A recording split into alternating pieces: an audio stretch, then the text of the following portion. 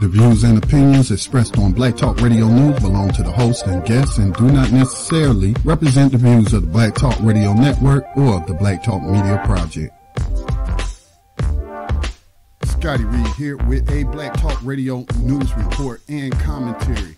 On this segment, we will take a look at a story about Justine Damond. I believe it's how you pronounce your name. She is an Australian national. She is classified as white in the racist system in the United States that's still practicing slavery.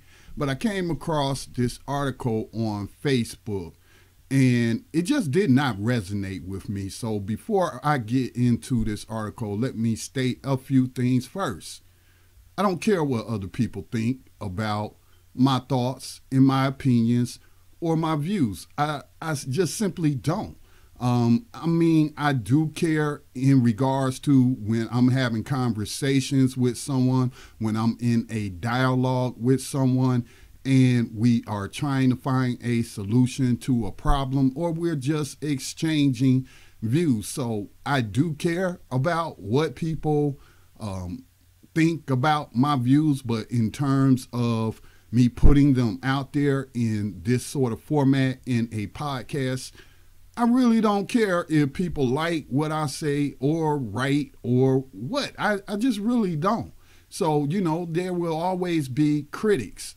But the reason I state that is because the writer of this article, I don't know this man's name, he calls himself a son of Baldwin. So I'm assuming that he is a gay black male.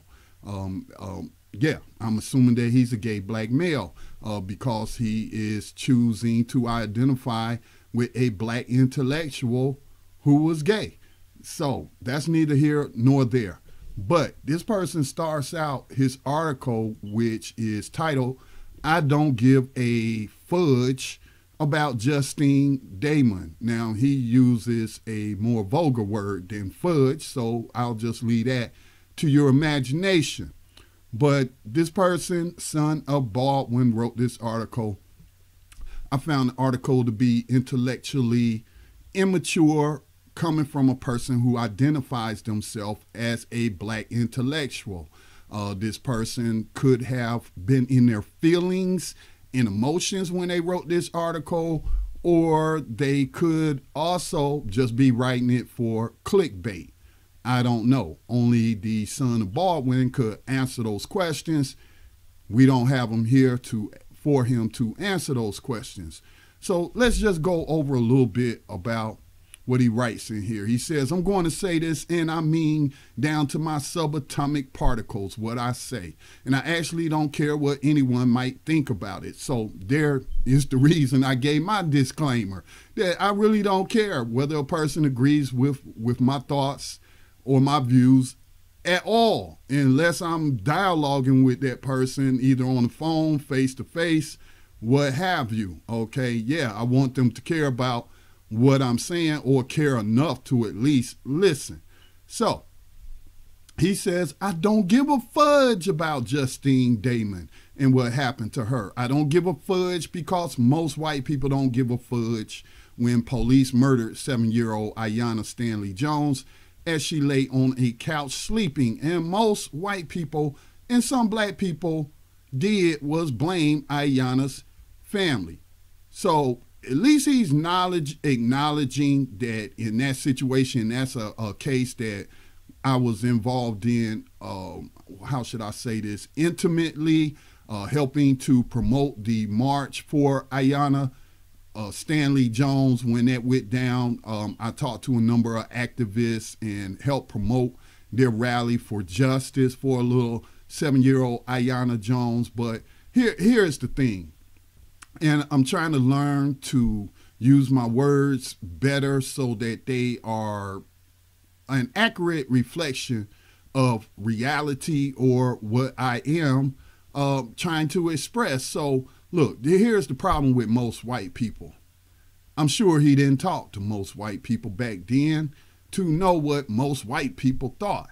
See, we use these terms and they're just incorrect to use. Now, I could see if, let's say, there was a scientific poll done and we called up, let's say, 5,000 white people, and most of them said that, I don't care about little 7-year-old black girls getting gunned down by killer cops in Detroit. I don't care about that. Then we will have some statistical data that we could point to instead of making a generalized statement. And the reason I take issue with this is because I know this is how racist people classified as white in the United States and perhaps globally make these sort of comments about black people. You know, most black people are criminals, or most black people don't take care of their children, or most black men are missing, and, you know, just these generalized statements that are nothing but stereotypes. So I don't know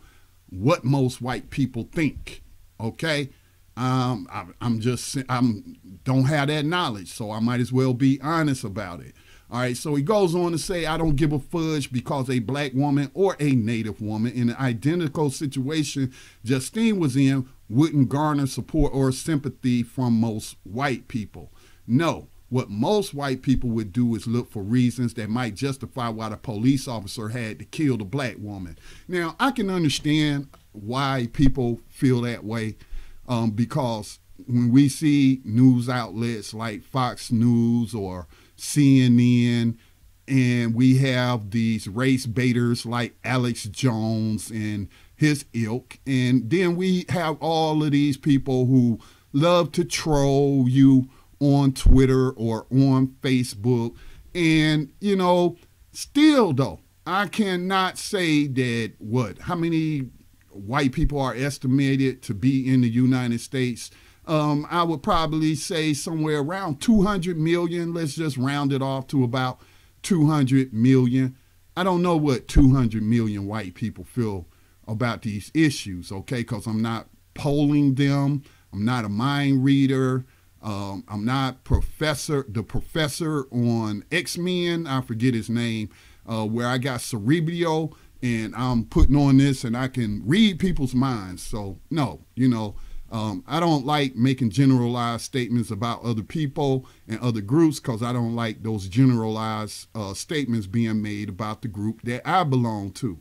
So he goes on to say that most white people rely on this ideal that black people in situations where white people are in pain are only ever to be soothing and understanding, only ever to be Mammy or Uncle Remus, only ever to extend condolences, only ever to embody loyalty, only ever to offer the empathy and sympathy that most white people purposely and haughtily deny when the situation is reversed, almost as if most white people still see us as their property. So listen, this right here is name calling. This is to deflect any kind of criticism that he knows is going to perhaps come his way in terms of what he has written here. And so, you know, he's dismissing them and planting in your mind that if anybody disagrees with me, they're Uncle Remus. Or if any black person disagrees with my comments on this post, then they're a Mammy, okay? And they're loyal to white people. Well, that's funny, because anybody knows me knows that I'm not either of those things, and that I just try to be a straight shooter and call things as I see them, based on the information, based on the data. I try to be very analytical in how I look at things. So look, I'm an empathetic person, period. I don't have to be a Mammy. I don't have to be a Remus in order to feel empathy for an unarmed woman to be gunned down by a slave catcher out here in these streets, okay? And you make reference to slavery when you say almost if most white people still see us as their property. Well, I'm here to tell you, son of Baldwin, that slavery was never abolished, that the United States has the largest prison slave population on the face of the planet, and they are the property of either the state or either the federal government or the correction corporation that they belong to, the private prison enslaver company that they belong to, like the GEO Group, like Core Civic, which was formerly known as Correction Corporation of America. So, he goes on further. It's no need for me to go on further. I find this article to be very anti-intellectual.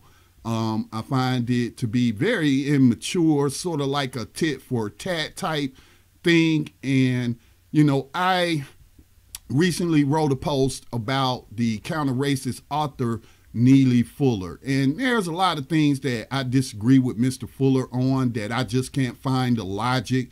And some of the things I hear him say on his radio program or the YouTube clips that get published. But there is one thing, well, it's more than one thing that I do think that he made absolutely correct statements on, in my opinion. And one of the statements he made in these situations, about these sort of situations, is that it's not about black versus white. It's about justice versus non-justice. Like he said, it doesn't matter about your skin color. What matters is if you practice justice or not. If you believe in justice, if you believe that the people who need the most help get help. Okay? So I find nothing just about the killing of this woman. I would even classify it as a second-degree murder.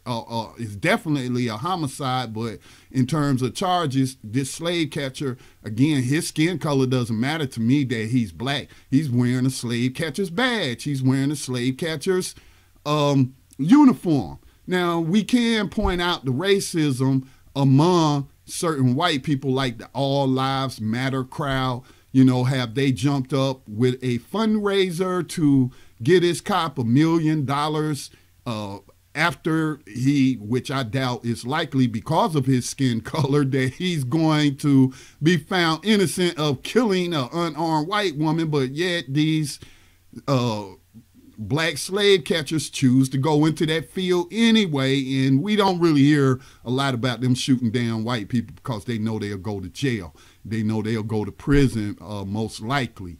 That has been the outcome. But still, though, they are in a system, they are working as slave catchers in a system of slavery that uses racism. So, I could tie this to slavery and point out the fact that black people aren't the only victims of these slave catchers that's being gunned down in the streets. It's just that the mainstream media doesn't focus a lot on these sort of cases. The only reason I think this one is getting a lot of attention is because she is not an American and she is an Australian national, making it an international story. So that's why she's getting a lot of attention, and plus activists probably up there. Now, the last thing that I want to cover is, as some people put it, chess versus checkers. But as I hear my friend Dave on the Tando radio show on the Black Talk Radio Network, he talks about the Chinese game called Go, where you control space and time. That's what we need to be playing. But in the context of, or using a term that most people are knowledgeable about, this is chess versus checkers. So we saw during the 2016 campaign of Hillary Clinton, she pulled out these props, these living biological props called the moms of the murdered or something like that, with Trayvon Martin's mom leading the way. See, this is how they play the game versus how some black people play the game. Is so Hillary Clinton sought to capitalize and push through a political agenda, which was to get her elected president. And she used these dead black children and their mothers as campaign props to push her agenda, to say, hey, I'm empathetic and to your needs, and you listen to these mothers and vote for me. So what is son Baldwin's response? Is his response to showcase this white woman and say to white people that he's targeting, see, it happens to you too. It doesn't get publicized a lot, but it happens to you too. So are you going to go out there with your All Lives Matter signs? Hey, Alice Jones, what you got to say about these people up there protesting the killing of Justine Damond? Are you calling them scum? Are you calling for them to be run over by people in their cars for them protesting or whatever they may be doing? Okay. Hey, NRA, what you got to say about this woman being murdered? You know, we know you got a lot to say about black activists out there protesting against slave catchers, killer slave catchers, murdering people out there in the streets. So what you got to say again about this woman being murdered by a slave catcher with a badge? So, see, this is chess versus checkers. Unfortunately, and I understand it. It's not that I don't want to act like I don't understand. A lot of black people like son of Baldwin are in a lot of pain. Pain causes one to get into their emotions.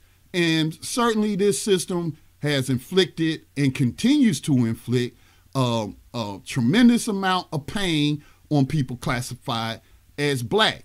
But again, the system inflicts pain on everybody, but some more than others. And it is my opinion that if black people were able to solve this problem on their own without any allies, I think we would have solved this problem by now. Don't you think that?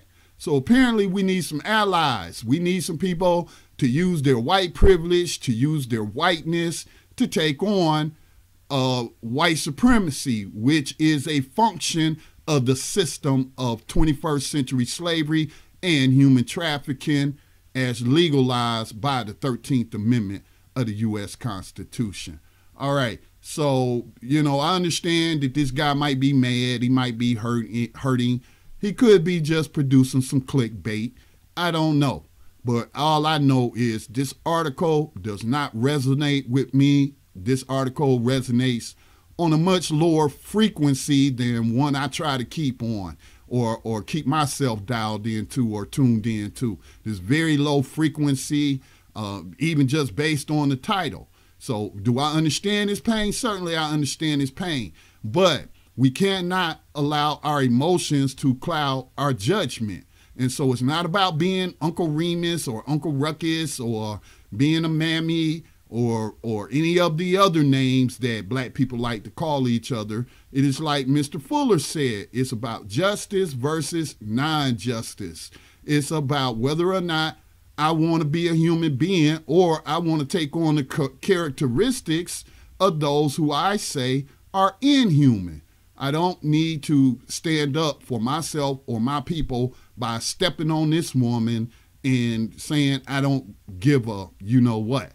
Because I do care. I do care about justice. I do care about ending slavery and human trafficking, which has empowered these slave catchers to do what they do. And part of what they do is gun down innocent people in the street. This has been Scotty Reid with the Black Talk Radio News Commentary and Report. Remember, you can find more commentary, not just my commentary, but the commentary of other independent media producers at blacktalkradionetwork.com. Join our social media community, btrcommunity.com.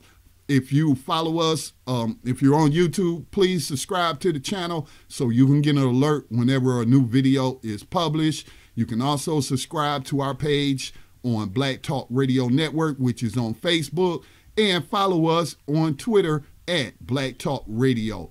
Continue to support the production of independent media by making a donation to the U.S.-based nonprofit Black Talk Media Project. This is Scotty, and I'm out. Peace.